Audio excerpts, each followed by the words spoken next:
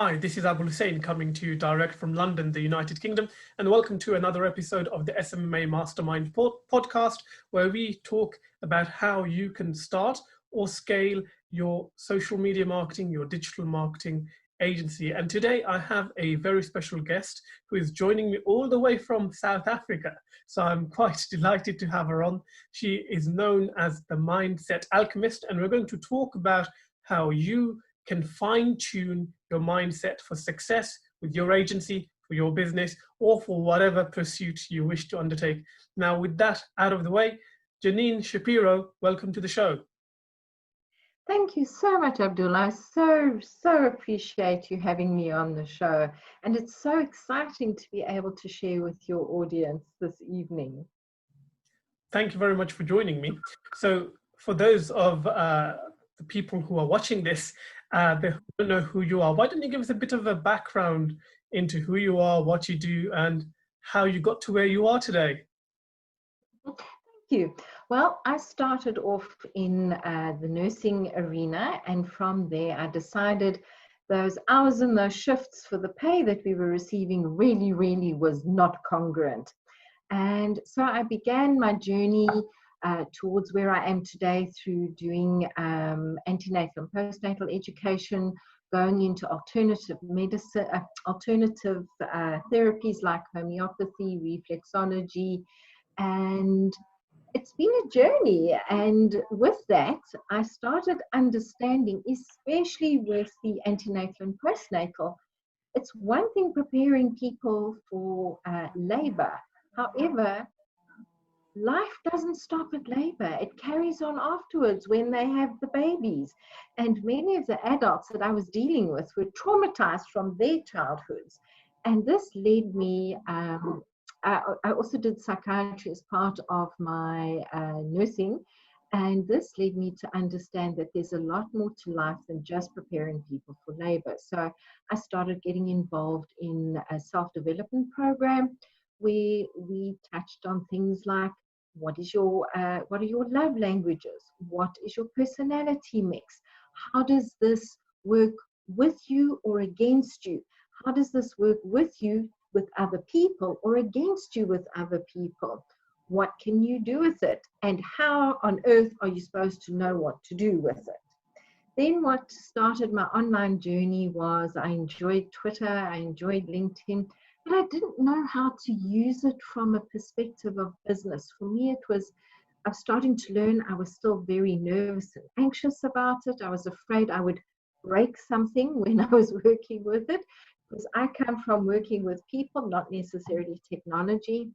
And then my dad died, and I came to understand that if something happened to my husband, my children and I would not be able to continue in the lifestyle that we were currently enjoying. And this made me look at online adventures. And it sort of like went from there. I was very blessed that my son was able to help me, so was my daughter. And when I look back at the last 5 years and I work with people my age, even younger than myself, I'm very grateful for what I've been able to learn as everything is developing and progressing. And I came to see that mindset, how we have set our mind, plays an enormous part in it. And that is how I started building online and got my business up and going online. Well, it's the reason why. It's not the whole how. The whole how would take forever. Well, very thorough introduction. Thank you very much for it. Now, being a mindset coach, I'm sure you've spoken to a lot of people who come from different walks of life. What do you find to be the most common problems with people who might be held back by their mindset? Fear, an absolute fear of success, a fear of failing, and a fear of being seen, because they've been told so many times as children, you should be seen and not heard. Now, when you're in business, that is a very large handicap. The other thing that comes forward is shame. So many people are ashamed of what they're doing. They're ashamed of being successful. They're afraid that their success will be seen as putting them in a different category as their friends. and they don't wish to lose their friends. Also, there's a deep underlying fear that what happens if they're more successful than their parents, rather than looking at it as a point of view of, wow, what if I can be more successful than my parents? Because we've been taught very much a constrictive mindset rather than an expansive and creative mindset. And that is one of the biggest things. People do not look at possibilities, they look at constrictions. They look at, oh, what if this goes wrong? Oh, what if that goes wrong? What if this person doesn't like me? Rather than looking at it and saying, I wonder what I can learn from this. Should it go wrong? Why should it go wrong? Maybe it's just a learning step for me to understand where I'm going and who I am and how to work with it. So I would say that fear, the various fears, are some of the largest blocks for people moving forward. And that is actually where the Alchemist came from, because it's to help people understand that incredible dynamic chemistry between their thoughts, their feelings, and how it presents in their words and how it presents in their energy. Okay, that makes someone who has approached you and you have diagnosed that fear is the issue. I mean, how does one overcome fear to kind of achieve their true potential?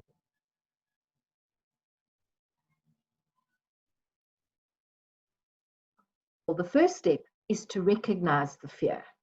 The first step is to allow them to understand it's okay to see the fear. It's okay to be objective about it. It's okay to observe it and see if it's even their fear. Because so many times our fears come to us from our family, from our community, from our teachers, from the people around us, from our partners. It's not even always necessarily fully our fear. It's been fed through the fears of others. And it's to get people to understand that it's okay to acknowledge that it came from their parents. It's not putting their parents in a lesser light, because that is how their parents grew up. And it's okay to turn around and say, I can see this fear, I can work with it, I can acknowledge that it's there, I can replace it and keep moving forward. So there's beliefs and values that come into play as well, without bringing a constriction of how they see their parenting, how they see their mentoring, and how they see their upbringing. And in terms of changing that belief around fear, do you mainly do it through speaking to people? Do you expect them to undertake some exercises, read some affirmations? I mean, what practical steps can someone take to actually overcome the fear? Well, the biggest step is to get curious. And a wonderful phrase I teach my clients is, I wonder what it would like to feel successful. I wonder what it would be like to step forward. I work very much with the be, do, have principle, that in order to have, what would you be asked to do? And who are you being asked to be so that you can do it, so that you can have it? With this, I work with energy. I help them understand, again, their thoughts. I have a very practical solution. On our cell phones is an alarm. And you set that alarm for every 15 minutes. Now, luckily, there are apps that people can go and find. When I first started doing it, we didn't have those apps on the phone. And when that alarm goes off every 15 minutes, you take a quick brain check about what are you thinking, what are you feeling, and who are you with? What were you doing? And over 5 days, if you can do it for 5 days, like my husband's in the profession where for him to do it every 15 minutes was a little bit difficult, so he did it every hour. For myself, I was in a position that I could do it every 15 minutes unless I was working with a client. And when you can see that theme coming forward, it's absolutely incredible how people are able to identify, I didn't even know I was thinking that. Where did this come from? Where did that come from? How did that come forward? And it's having that awareness and applying curiosity. And yes, I do give them affirmations, but There's Noah St. John pioneered the affirmations, where he turned affirmations into a why. For myself, I enjoy questions very much. What now? What next? What would my soul like me to know? What would my body like me to know? What would my business like me to know? And the first time I asked people to sit and just talk to their business, they're like, what? But it's actually talking to yourself, but taking the focus off yourself, putting it on your business, and allowing yourself to understand that you are in a creation mode with your business. You are in a creation mode with your mindset. So a beautiful question I give my clients is, what are the infinite possibilities of creating an income of X, of creating a cash flow of Y, of creating a relationship with a partner with this personality, mindset, and how we can dovetail, and very much tapping into the feeling of it. Because when you can visualize it and you can feel it, you create it. Let's be honest, thoughts create. You add feelings and you have definitely created it. Words have a vibration. So when you speak, there was a Japanese gentleman that did those tests, Hashimoto, I can't remember his name offhand. He wrote some beautiful books about the effect speech has on water, the speech has on plants. And then he started looking at it from a perspective of how speech has the effect on people's heartbeat, their brain waves. I'm sure do you know the gentleman I'm speaking about? Have you read his books at all? I've heard of that. Okay. And do you know what the thing is? People aren't even aware of it. And we're not aware of it at a conscious level. And that is where the alchemy and the chemistry comes in, because those fears of being visible prevent your clients from seeing you. You speak yourself into lack. You tell yourself a story. Oh, I'll never be successful. Well, if you keep telling yourself that, you will never be successful, because your body comes to believe that. And a beautiful pivot would be, what would it take for me to be successful? What would it ensure? What would I be asked to do, be, or have in order to be visible, to grow my business, to step forward into who I can be, so that I can do, so that I can have? And it's those sorts of things of having an awareness of what you are saying to yourself, the story you're telling yourself, that shows you where you have set your mind and how the chemistry of your words and your feelings is now constricting you rather than helping you into expansiveness. Does that make sense? Yeah, absolutely. Oh, I can hear an echo. That's because of me or your sound or something. Okay, it's gone now. So, I mean, you've spoken about quite a few practical examples of what people can do to kind of, tackle fear. How does shame come into it? I mean, how does shame hold people back? Shame is one of the most common emotions, and it is one of the emotions that is the most prevalent whenever you deal with people. People are made to feel ashamed of who they are, what they do, where they come from, what their parents are, whether they had parents or they didn't have parents, their parenting. And many times it's not even our shame. We are picking it up and taking it on from people around us without even being aware of it, especially people that are very creative, people that are very sensitive. They pick up on other people's emotions and feelings. And then not only do they carry their burden, they carry other people's burdens. We are taught that we have to be winners. We have to be tall, slim, and sexy. For guys, you have to be handsome, muscular, sporty, and a phenomenal businessman. And when people don't live up to these stereotypes, their archetypes within come forward and say, see, you're not good enough. See, you can't do this. And as children, we take in so much before the age of 7 that we're not even aware of, because we do not have the filters to filter it out nor do we have the context to put it in place. And so much shame comes through forward from that, because you're not fast enough, you're not good enough, you didn't potty train fast enough, your parents keep telling you you're stupid, your teacher keeps telling you you're stupid, you keep telling yourself you're stupid. And this gets imprinted at a very deep level. I challenge every single one of your audience and yourself to tell me that you have never once said to yourself, oh, I'm stupid, because we've all done it. And how do we do it? We go, no, sorry, I don't own that. I see that you are feeling that maybe you didn't do something correctly.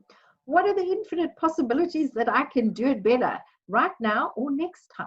And that is how we shift the shame, is to acknowledge, where are we feeling shamed? Are we feeling shamed for our sex?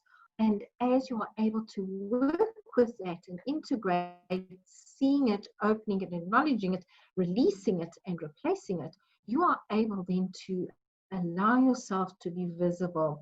You are able, a person is able to stop people pleasing, and it comes into a codependency relationship as well, which is a talk for another day. We're not going to get into that. Sure. So when we've spoken about shame, how does one deal with shame then? Is it the same steps as dealing with fear, or is it something slightly different? Shame is trauma-based. There's a lot of abuse that goes on, and it's not even abuse that might be extreme. It can be teasing, it can be joking, and I'm putting it up front right now. There is no joking. A joke is always at somebody's expense. Yes, that's my point of view. It may not be your point of view, and that's okay. However, it really is the truth that a joke is always at it. So it's to address the trauma that this person's life has been built on. The trauma of being teased for being short, the trauma of being teased for being blonde and ditzy, the trauma, and to look at that trauma and help the person see, this is an interesting point of view. And there's various modalities that I use, from EFT, they call it tapping. There's lots of modalities out there that help people with it. For me, journaling is a very large component that I ask my clients to invest in, is a pen and a book. And not only that, a book that they can actually tear up, and to invest in a lighter. And you journal. This is how I was feeling here at work. This is how I was feeling there at work. And that satisfaction of ripping it up and burning it. Because when you journal and burn, you are able to take it out of your body. You take it out of your cells. The important thing is, when you take something out, it's to replace it. And that is when we start saying, I am great. I'm good. And celebrate your small wins. If you got out of bed this morning and you smiled, celebrate. It's a win. If you were able to enjoy and savor and really experience a good cup of coffee. To me, a good cup of coffee is one with hot milk in. For my husband, it's black coffee with coconut oil in. So however you enjoy it, celebrate it. And when you are able to go into gratitude, not just, oh, I'm thankful for this, I'm grateful for that, with, oh my goodness, I am so grateful for the working Wi-Fi, the fact that I have electricity, because it enables me to speak to you. It enables me to help the audience understand that for what you are grateful for, when you are grateful for it, shifts that shame in so many ways. It shifts energy, it shifts the feeling, and it allows you to step back from a position. I very much like people to have a look at it and see, are you owning somebody else's story? That was your parents' story when they were teasing you from their parents. Do you wish to keep it? Do you wish to release it? Because when you wish to release it, pick up that journal, get hold of that pen, and get going. Get the lighter, tear it up, and burn it. And do it on a regular basis. there are other ways that I do use with my clients as well. Does that answer a little bit of Yeah, your question? absolutely. Obviously, No. I can't go that much in depth with it. No, that's great. Thank you for sharing that. I suppose final question to you, because I know you've got some kind of Wi-Fi issues on your side, and I don't want to lose you too soon. How does someone realize they have a mindset issue? We all have mindset issues. There isn't one of us that doesn't. And if you tell yourself you don't, you're lying to yourself, because we all have contact with other people, which means we're working with their emotions, we're working with our emotions. We all either choosing to grow or to stay stuck. So if you're choosing to stay stuck, you definitely have mindset issues. If you're choosing to grow, it's to reset your mindset. So it's not even that we have issues with it. It's an ongoing growth, expansion, creative process. And the fact that we only use a very small amount of our brain, and each time we choose change and take change from change into transformation, into integration, we are forming new pathways. And I always challenge my clients, do one small step a day that takes you out of your comfort zone. Go a different route to work. If you pick up your cup with your right hand, pick it up with your left hand. And I even challenge people to, if you're right-handed, try writing with your left hand. I hurt my wrist, and let me tell you, it was a very interesting experience writing with my left hand. It was interesting for the people reading it as well. However, get you out of that mindset. If when you wake up in the morning, you pick up your cell phone, put it across the room, and when you wake up, rather go for a jog without looking at your phone. Do one small thing every single day to change your mindset, to help you shift your mindset. Because change is another whole topic, which if your audience is interested, there's some amazing steps that help you with change and transformation to move it towards integration. Awesome. Thank you very much for all you have shared. Now, if you're watching this and you want to find out more about mindset and how you can fix your mindset, I'm going to tag Janine to this video, so you can click on through to her profile and speak to the Mindset Alchemist directly. This has been very interesting for me to kind of discover fear and shame are probably the two biggest factors that hold people back. I think it's something that I was probably subconsciously aware of it, but nobody has vocalized and kind of laid it out as you have done. So Janine, thank you very much for your time. Thank you so much, and may you have an incredible and awesome day, one filled with awareness and joy. Bye-bye. Bye.